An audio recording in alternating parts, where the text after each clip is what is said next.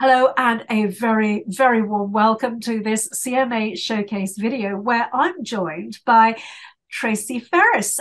Tracy is wonderful. She's a homeopath, she's a reflexologist, and she does so much more than that. And Tracy, you've been a CMA member for a long, long, long time, and we couldn't be happier and more proud to have you with us. You're just an amazing practitioner. So thank you for joining us today. Thank you. Thank you for inviting me. Oh, it's a pleasure. It's an absolute pleasure. Tracy, now we used to see each other on a regular basis at all of the beautiful old exhibitions that have been sort of shut down since things like COVID and so on. So I've not had a chance to catch up with you. So I know that obviously you're a homeopath of old. I know that also you practice reflexology, but what I find so interesting is that you have created a way of using the two disciplines, which to my mind don't necessarily sit in the same camp, but you've got a way of working with them together.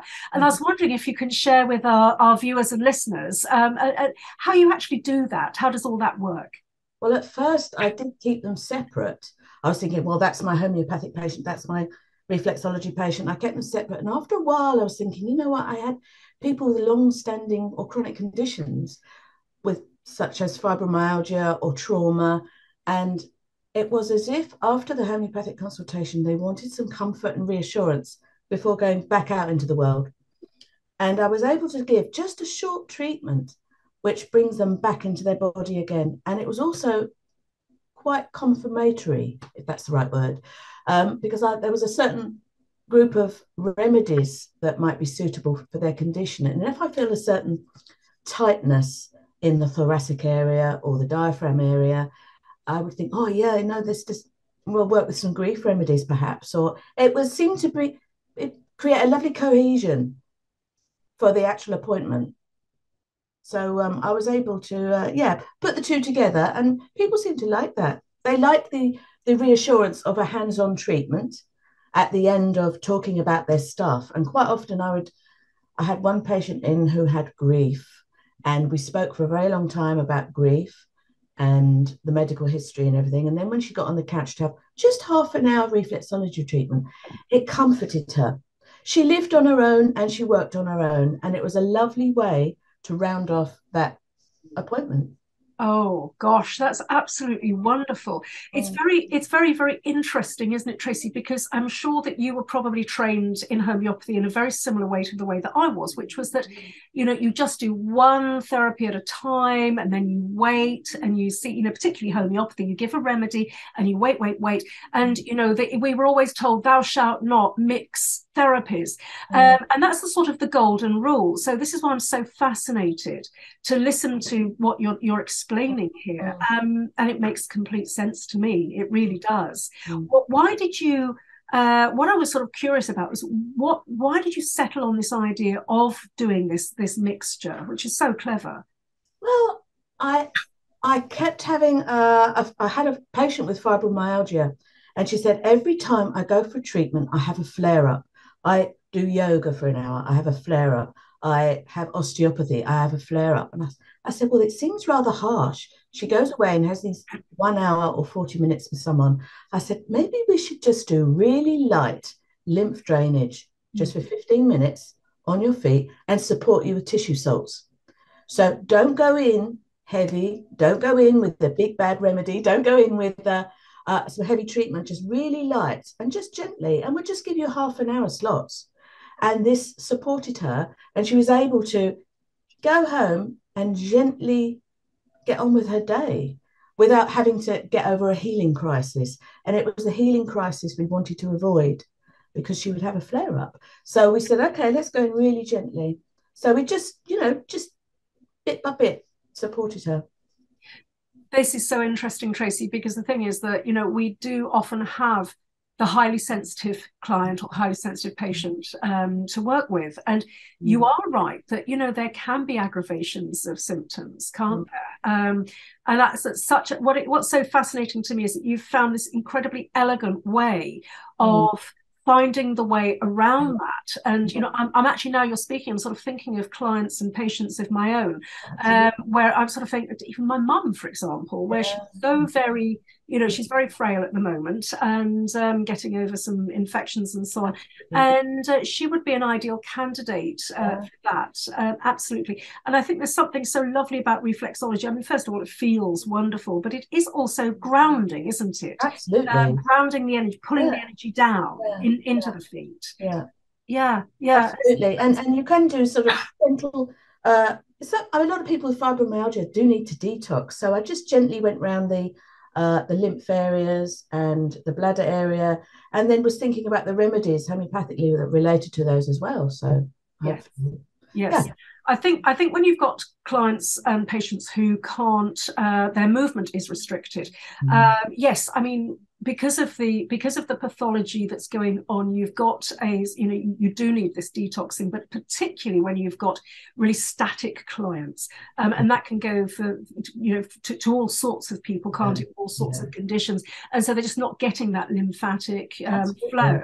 Absolutely. And don't forget, people are anxious when they come. They're scared. They've already been bombarded with loads of toxins in their lives. They actually want something that's a bit gentle, So I'm very much a laissez-faire, gentle kind of practitioner. Yeah, that's absolutely fantastic. It really is. And to me, I mean, it's blindingly obvious that this is such a good idea. And I love the idea that you're sort of kind of breaking through those barriers of, thou shalt only do one discipline. I know, yeah. Time.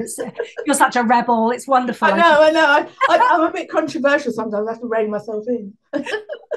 Well, no, you do you. And it's okay. Let's talk about controversial things. The other thing is that now this is so fascinating. And I have to say, I was reading an article of yours. I know you'd highlighted it on Facebook, but it's a fantastic article of yours on LinkedIn just a couple of days or so ago. And I have to applaud you for putting that brilliant article out there. And actually, if you're willing, we can always put a link to it under this video as well, which is it's so fascinating because you bring cultural things into your practice. So, for example, I know that you've created the most amazing homeopathic tarot deck, again, which is so unusual. Can you speak to that a little bit, Tracy? Yeah.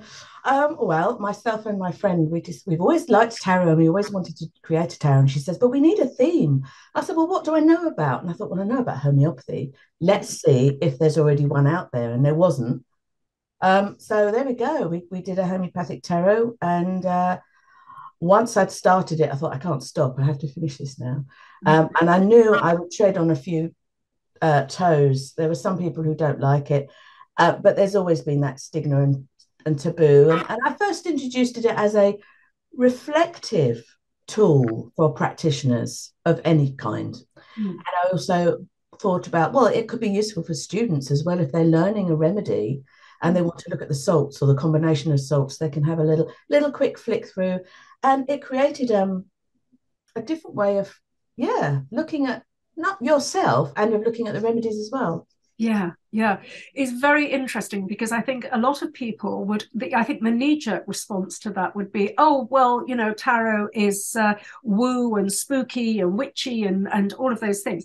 But the things, I think a lot of the time, people sort of throw the baby out with the bathwater, because let's not forget that Carl Jung, he really experimented with tarot and brought all of that work alongside his archetype work into psychotherapy and psychiatry, of course, all of those years ago.